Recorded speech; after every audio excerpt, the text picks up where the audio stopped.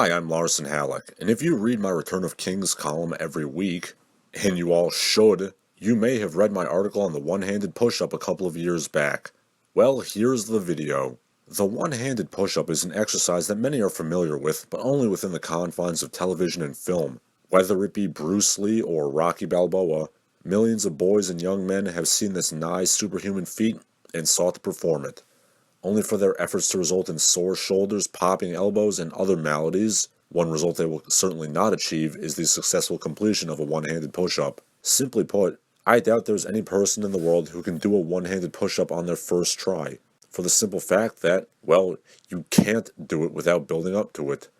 You must crawl before you can walk, and walk before you can run, and all that. Resistance training should ideally train more than just the muscles. It should also strengthen the connective tissue, tendons and ligaments, and perhaps most importantly, train the nervous system to work in conjunction with the muscles as the proverbial well-oiled machine. To exercise is to train both the muscles to contract and the nervous system to fire more powerful electrical impulses to the synapses, which in turn forces the muscles to contract more powerfully.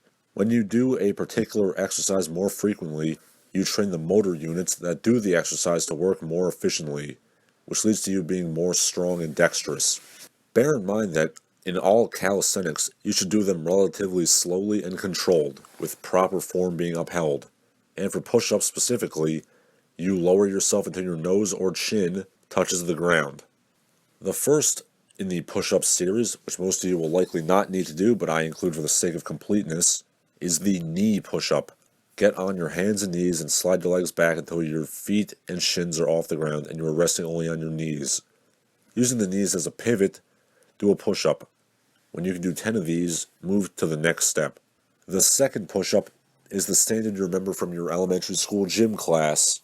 Keeping the back straight and the hips and buttocks down, bend at the arms and lower your nose to the ground, and then push up. Do that 10 times and move on. The third push-up is the diamond push-up.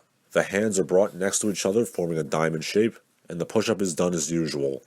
If you find these difficult, you can gradually bring your hands closer together. In other words, from the standard push-up, move your hands a couple of inches closer, and then next time another couple of inches, and so forth. Once you do 10 of those, move on. Now we have 1.5 hand push-ups. Put your hand on a basketball or something the same size as a basketball. I stack 3 books in the picture, and do a push-up. This handicaps the hand that is resting on the object, forcing the other hand to work harder. Do it for both hands. Now we have the half one-handed push-up. This is, as the name implies, doing a one-handed push-up but only going halfway down. Get into a one-handed push-up stance. Spread the legs to shoulder width, put the resting hand behind the back, and balance on the other hand, keeping the hips down, of course. Then bend at the elbow, go as low as you can, then push up. This exercise is where the talk of the nervous system that I mentioned previously comes into play. Your body is simply not used to moving this way, and you will not be able to bend all the way down. Do this exercise with both hands until you can bend down all the way. You don't need to push up, just bend down with one arm. When you can do this 10 times with both arms, you're ready to try the real one-handed push-up. Unlike the previous steps, I'm actually recording myself in this one. No, I didn't feel like putting in more work than I needed to. Also, you might notice that I'm about 30 pounds heavier in the pictures than I am currently. Bear in mind that there is a very common mistake people make here. It's bending the elbow out to the side, which makes you do this sort of half push-up in which your upper body goes down but your butt sticks up. Like this. This is the wrong way. To avoid this, bend your elbow back towards your center. You should be feeling your hips and chest touching the floor, as you can see here. So that's the one-handed push-up. You can do this exact same progression to train to a one-handed fingertip push-up. Observe.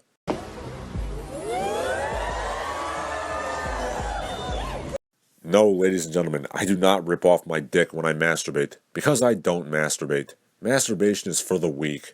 And on that note, I'm Larson Halleck. Keep on training. And now a word from our sponsors. Hey folks, are you a fan of Larson Halleck and the Barbaric Gentleman? Of course you are, otherwise you wouldn't be watching. Do you want to help me out somehow? If so, here's how you can give me money. You can go to patreon.com/LarsonHalleck and give me some money. Or you can donate to me via PayPal, paypal.me/LarsonHalleck. Or buy my book.